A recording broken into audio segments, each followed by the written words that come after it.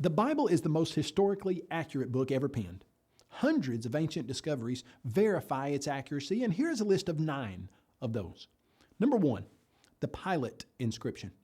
In 1961, in an Italian-sponsored dig in Caesarea, archaeologists uncovered a stone that had a Latin inscription on it that said Pontius Pilatus, prefect of Judea. That Pilate is mentioned in the gospel accounts on several occasions. You read in John 19:29, Pilate then went out to them and said, "What accusation do you bring against this man?" The find verifying the New Testament statement that Pilate was the prefect of Judea. Discovery number 2, Hezekiah's tunnel. In 2 Chronicles 32:30, we read a statement that says, "This same Hezekiah also stopped the water outlet of Upper Gihon and brought the water by tunnel to the west side of the city of David."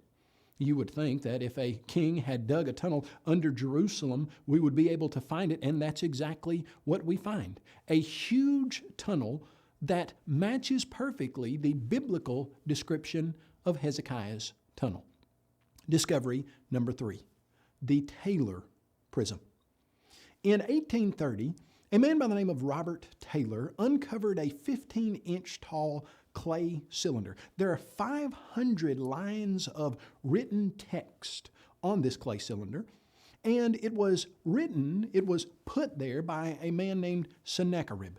Well, Sennacherib was a king of Assyria that you read about in the Bible. On the clay cylinder, here's what Sennacherib said. As to Hezekiah the Jew, he didn't submit to my yoke. I laid siege to 46 of his strong cities, walled forts, and to the countless small villages in their vicinity, and conquered them by means of well-stamped earth ramps and battering rams. It's interesting when you compare Sennacherib's statement of what he did with the biblical statement of what he did. In 2 Chronicles 32:1, we read, Sennacherib, king of Assyria, came and entered Judah. He encamped against the fortified cities, exactly like Sennacherib says he did. Discovery number 4, the David inscription. For many years, people said that David was a figment of the Israelite imagination because no archaeological finds had been discovered that verified his existence. And yet, in 1993, in Tel Dan, there was a man who was working named Abraham Byron who discovered a stone, and on that stone was the inscription of an Israelite king from the house of David. The Bible uses that very designation in 1 Kings 12, verse 19.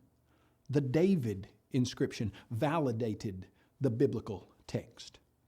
Number 5, the Moabite stone. Found in 1868, it's a black basalt stone that measures about 3.5 feet high, 2 feet wide.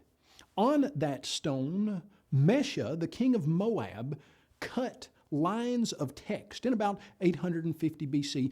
Mesha mentions that Omri was the king of Israel who had oppressed Moab, but then Mesha says he saw his desire upon Omri's son and upon his house. The Mesha stone cites Omri as the king of Israel, just as 1 Kings 16, 21 through 28 indicates. Furthermore, it mentions Omri's son, Ahab, in close connection with the Moabites, just as 2 Kings 3, 4 through 6 does. In addition, both the Steel and 2 Kings 3, 4 through 6 list Mesha as the king of Moab, and it further names the Israelite tribe of Gad and the Israelite God Yahweh.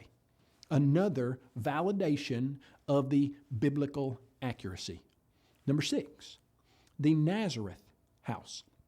In 2008, a skeptic named Rene Salm wrote a book that he claimed destroyed Christianity once and for all. He said that Jesus could not have existed because there was no town of Nazareth in the first century. In 2009, an archaeological discovery was announced that they had found a small house in Nazareth that dated to the first century. The house was only about 900 feet square total, but it was large enough to provide evidence of the Bible's accuracy. Number 7, the Cyrus cylinder. In 1879, Hormuz Rassam found a small clay cylinder. It's about 9 inches long, and it's now in the British Museum of Natural History. In the ancient city of Babylon, he uncovered this, and this clay cylinder was commissioned by King Cyrus. And it had an inscription on it about his victory over the city of Babylon and his policy toward the nations he had captured. And the text said, "I returned to these sacred cities on the other side of the Tigris, the sanctuaries of which have been in ruins for a long time, the images which used to live therein, and established for them permanent sanctuaries." The policy, often hailed as Cyrus's Declaration of Human Rights, coincides perfectly with the biblical account of the ruler's actions, in which Cyrus decreed that the temple in Jerusalem would be rebuilt and that all the exiled Israelites who wished to join in the venture had his permission and blessings to do so. You'd read that in Ezra chapter 1, verses 1 through 11. This little 9-inch long clay cylinder stands as impressive testimony that validates the biblical accuracy. Number 8, the discovery of the Pool of Siloam. In 2004, a majestic stepped entrance to the Pool of Siloam was uncovered in the area known as the City of David. In John chapter 9, verse 7, we read that Jesus said to a blind man, "Go wash in the Pool of Siloam," which is translated sent. So he went and washed and came back seeing. Validation once again of the biblical accuracy. Number 9, the Hittite tablets. For many years, people made fun of the biblical text and said it mentioned people and places that never did exist. One of those groups was the nation of the Hittites. But in 1906, Hugo Winkler was doing some excavation in the Turkish city of Bagraz Koy. There he uncovered 10,000 clay tablets that documented the history of the Hittite nation, and they discovered that that area was the capital of the Hittite nation. In Joshua chapter 11, we read about the Canaanites in the east and the west, and the Amorite and the Hittite. In 1906, Hugo Winkler discovered the Hittite nation that the Bible had mentioned some 3,000 years before. The Bible is the most historically accurate book ever penned.